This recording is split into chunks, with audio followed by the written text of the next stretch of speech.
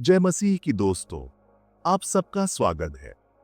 आज के इस नए वीडियो में आगे बढ़ते से पहले वीडियो को लाइक, चैनल को सब्सक्राइब और कमेंट बॉक्स में आमीन या हालेलुया जरूर लिखें। योशिय्याह बहुत छोटी उम्र में यहूदा का राजा बना। उसकी उम्र सिर्फ 8 साल थी जब उसे यह जिम्मेदारी सौंपी गई। वो सिर्फ 8 साल का था। इतनी छोटी उम्र में राजा बनना किसी भी बच्चे के लिए बहुत बड़ी बात होती है। सोचो, इतनी छोटी उम्र में राजा। लेकिन योशिय्याह ने इस जिम्मेदारी को बहुत गंभीरता से लिया। अपनी कम उम्र के बावजूद योशिय्याह को भगवान से बहुत प्यार था। वो हमेशा परमेश्वर की इच्छा के अनुसार चलना चाहता था। वो हमेशा सही काम करना चाहता था। उसकी नजर में न्याय और सच्चाई सबसे महत्वपूर्ण थे। वो अपने पूर्वज राजा डेविड के नुक्शे कदम पर चला। डेविड की तरह योशिय्याह भी एक सच्चा और धर्मनिष्ठ राजा बनना चाहता था। योशिय्याह ने यहूदा से मूर्ति पूजा को खत्म करने का फैसला किया। ये एक बहुत ही साहसिक कदम था। ये एक बहुत बहादुर फैसला था। उसने अपने राज्य के लोगों को सही रास्ते पर लाने का संकल्प लिया। उसके राज्य के बहुत से लोग झूठे देवताओं की पूजा करते थे।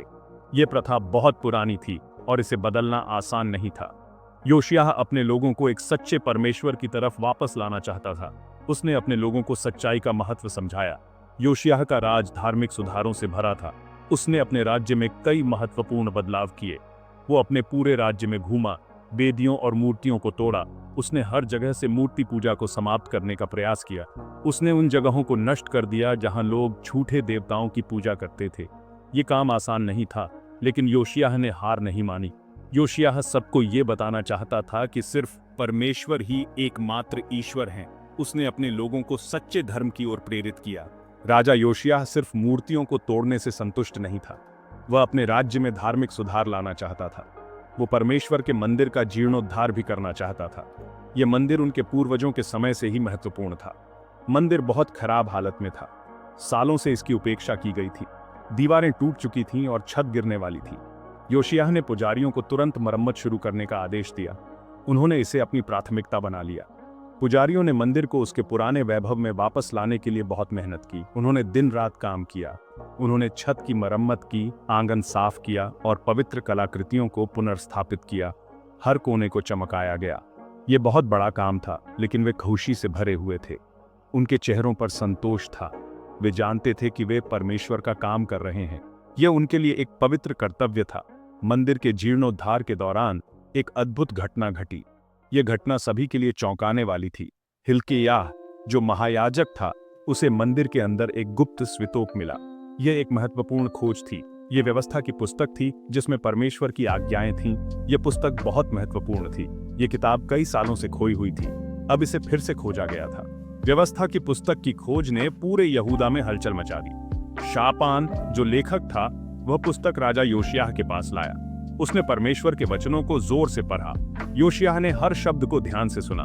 उसे एहसास हुआ कि लोग परमेश्वर के रास्ते से बहुत दूर भटक गए हैं। योशिय्याह जो सुना, उससे बहुत दुखी हुआ। व्यवस्था की पुस्तक में आज्ञाकारिता के लिए परमेश्वर के आशीर्वाद के बारे में बताया गया था। इसमें पाप और अवज्ञा के खिलाफ उनके क्रोध के बारे में भी बताया गया था। योशिय्याह ने दुख और पश्चाताप में अपने कपड़े फाड़ दिए। वो जानता था कि वो और उसके लोग परमेश्वर की महिमा से कम हो गए हैं। व्यवस्था की पुस्तक की खोज ने योशिय्याह के शासनकाल में एक महत्वपूर्ण मोड़ ला दिया।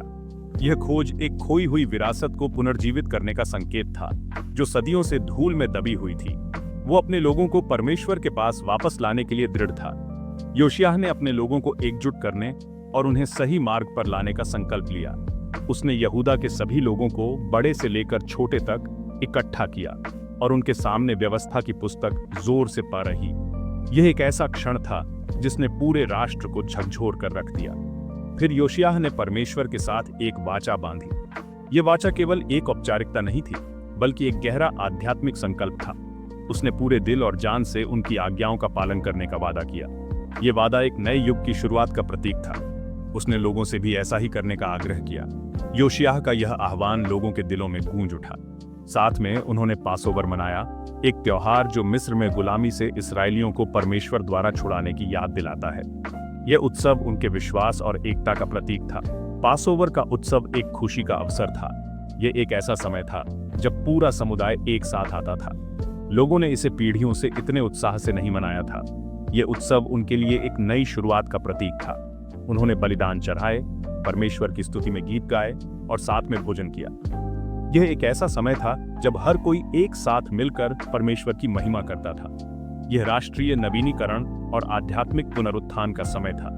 यह एक ऐसा क्षण था जिसने पूरे राष्ट्र को एक नई दिशा दी। अपनी ईमानदारी के बावजूद योशिय्याह का जीवन एक दुखद अंत हुआ। वो एक ऐसी लड़ाई में गया जिससे बचने के लिए उसे एक नबी ने चेतावनी दी थी। उसने खुद को छुपाने की कोशिश की, लेकिन कोई फायदा नहीं हुआ। योशिय्याह युद्ध में मारा गया। उसकी मौत से पूरा यहूदा शोक में डूब गया। योशिय्याह का जीवन, हालांकि दुखद रूप से छोटा था, हमारे लिए महत्वपूर्ण सबक रखता है। हमें परमेश्वर के वचन को गंभीरता से लेना चाहिए और उनकी आज्ञाओं का पालन करना चाहिए। हमें मूर्ति पूजा से बचना चाहिए और एक सच्चे ईश्वर की पूजा करनी चाहिए। अंत में, हमें महत्वपूर्ण निर्णय लेने से पहले हमेशा परमेश्वर की इच्छा जाननी चाहिए।